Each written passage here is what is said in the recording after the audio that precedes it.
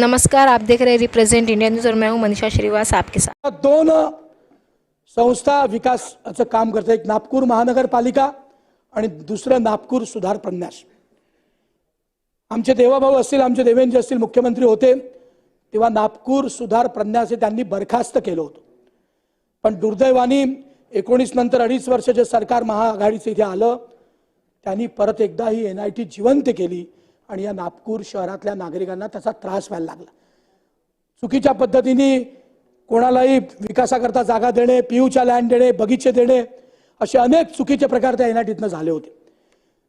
या संदर्भात नागपूर महानगरपालिकेत जेव्हा आपण आपलं घर बांधताना जे शुल्क भरतो ते वेगळं आहे, एनआयटीत जे शुल्क भरतो ते वेगळं आहे। त्यामुळे अशा याच्यात नागपूर शहरातल्या नागरिकांची परवड होते, त्यांना त्रास होतो आहे।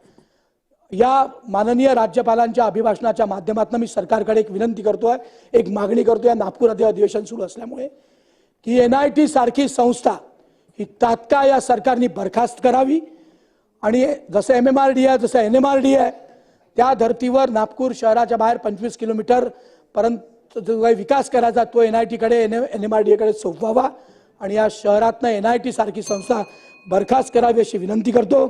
आपण मला राज्यपालांच्या अभिभाषणावर भाषण करण्याकरता संधी दिली, या अभिभाषणाचं मी अभिनंदन करतो। बसतो। जय हिंद, जय महाराष्ट्र, जय विदर्भ।